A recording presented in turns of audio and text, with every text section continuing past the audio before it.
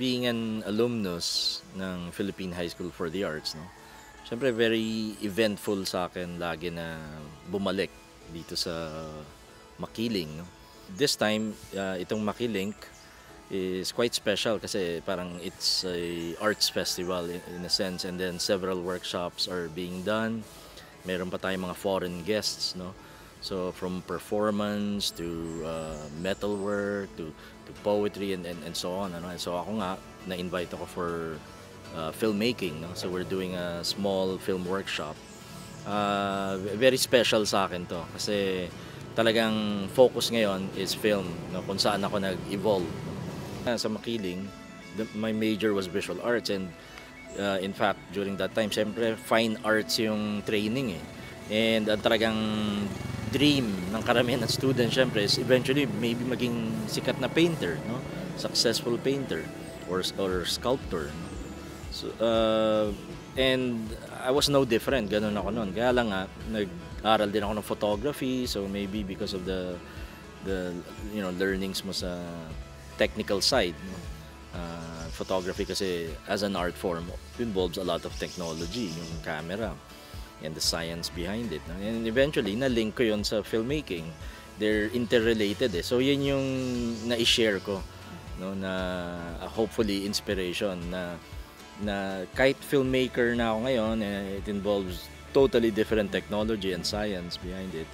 The aesthetics ng isang visual artist nandoon pa rin. So painter pa rin ang pakiramdam ko sa paggawa ng film. And yun yung I think important na sinishare ko ngayon dito sa mga students na to. It's the most important thing in cinema, that it is to be considered a language, or able to communicate with certain elements which is akin to language itself, no? If you want to be literal about it, yung sinasabi nga na, the shots are words. And you put together words, you form a sentence, no?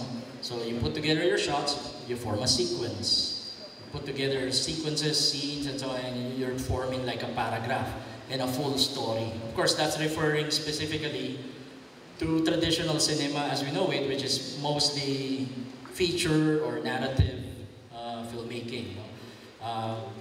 The world of cinema has, so many categories, of course. I mean, documentary has its own language. There's animation. There's there's experimental cinema. I will not encourage experimental filmmaking muna dun sa workshop, because I know you can do that on your own. Because experimenting really depends on the artist himself, and you would know what you want to experiment with. So we will not focus on that. We need to focus on the basics, which is learning the language. Now, before you break the rules, you have to know the rules that you will break. I do believe there is a right way of breaking rules. Interestingly, yung workshops, binigyan syempre ng freedom yung student body, I mean the individuals, to choose kung ano yung gusto nilang workshop, no? So ang na-surprise ako, walang visual artist na nag-enroll sa filmmaking, no? I guess they wanted to explore other things. Maybe that's a good sign kasi they probably felt na they really know already na cinema is really directly linked to the visual arts, no? And that's why they wanted to try something else. So naging exciting din sa akin kasi from different art majors yung mga sumali, and maraming sumali from theater arts. So it's entirely new thing to them, but at the same time it is very much related as well, because coming from yung traditions ng theater, there are ideas that are being discussed na actually talagang halos similar, no? Like you mentioned things like mise en scène, a French term used sa theater, about putting together elements on the stage. May similar theory in film, no? So may connection siya talaga, and of course performance and acting and so on. Yung cinema nga kasi is merging of all the arts, Na-involve ang music, there's dance, there's choreography in cinema, and there's photography, and there's visual arts, no? Para ka nagpipinta rin. So naging exciting sa akin yun kasi iba-ibang arts majors yung sumali sa workshop. Si Sir Raymond Red po, ang galing niya po.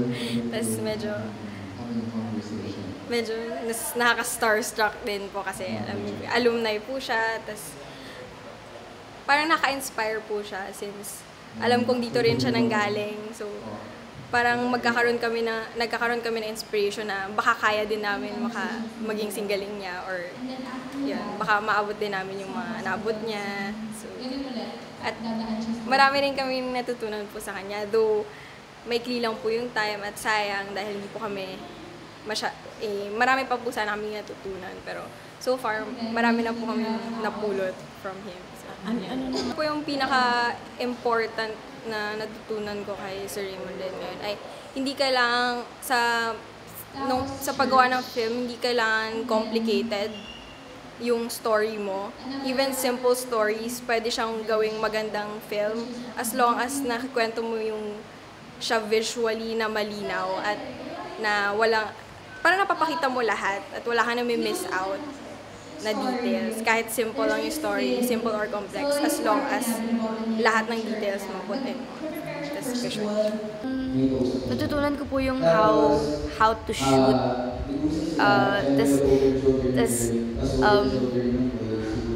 More on how to shoot the film po. Tas yung ano po yung importance po ng mga angles, ng mga shots, ng mga cuts, yun po yung natutunan ko po. Very honored po ako na siya po yung naging facilitator po siya kasi since well-known po siya sa film.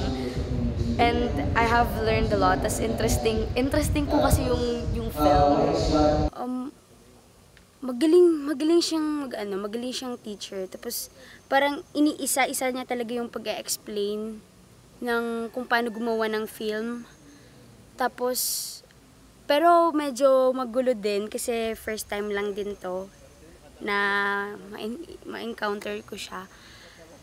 Tapos may mga words siya na sinasabi about film na hindi pa namin alam. So parang nako-confuse ako kung ano ba yung ibig sabihin nun. Pero at the end naman nung discussion niya, clear naman yung lahat ng mga sinasabi niya. Before ka mag-shoot, kailangan mo pala munang gumawa ng storyboard or storylines. As in yung mga illustrations, kung ano yung first shot mo, second shot. Yung mga close-up ba yan or hindi.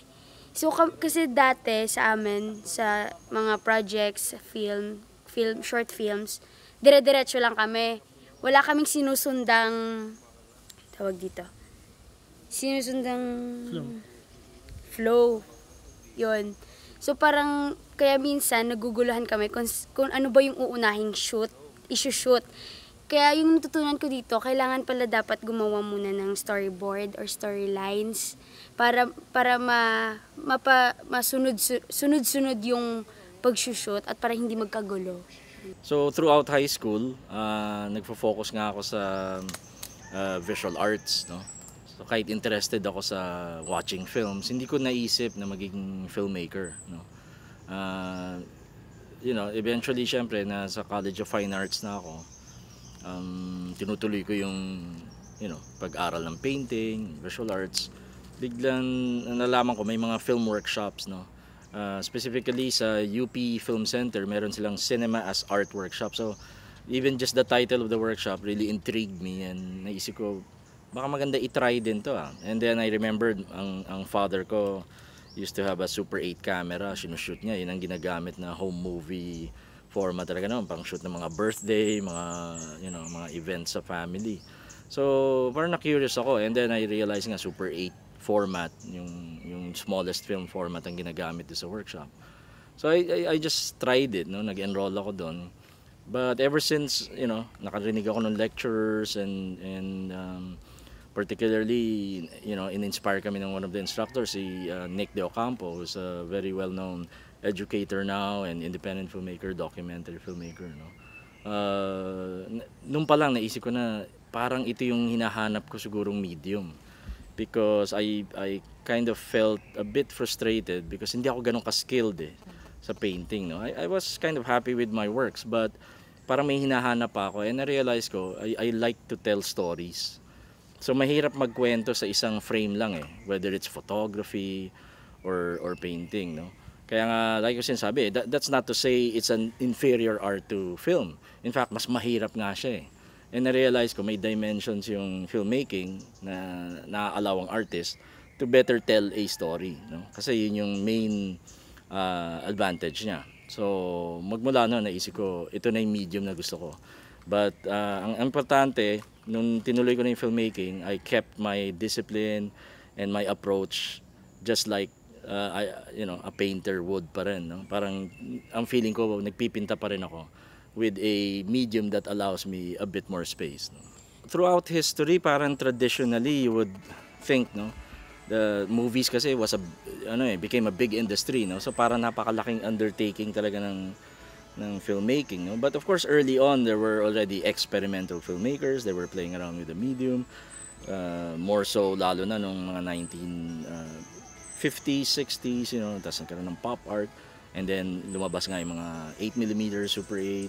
So mas maraming na-empower in a sense, no? They grabbed the cameras and just shot whatever they wanted to experiment on, no?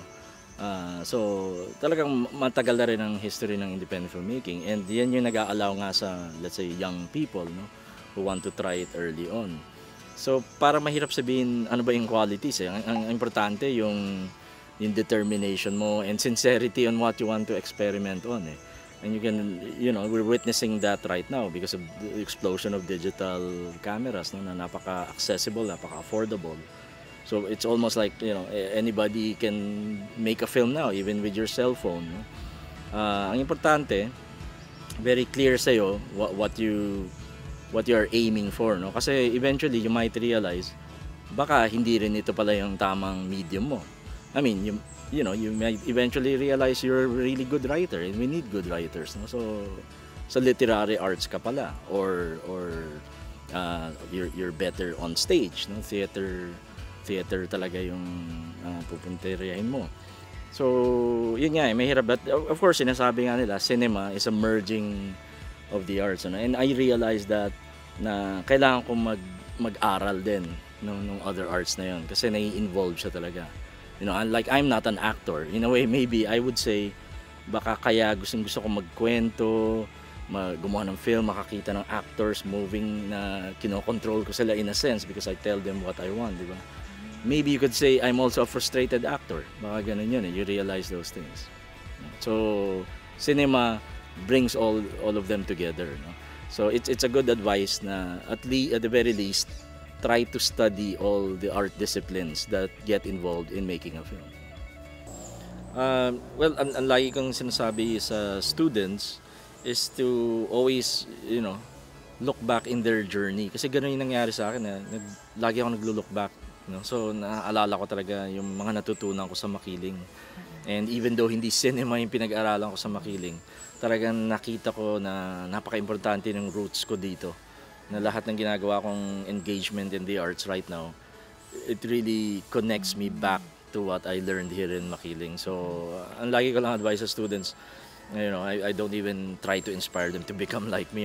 They will find their own journey, and they will become their own artist, no, on their own right. And ang magiging importante is they always look back. Kaya nga napaka-importante ng history, cultural heritage. Lagi nating ini-imbibe yan sa mga young artists eh, na they should never forget to look back and connect themselves to their roots.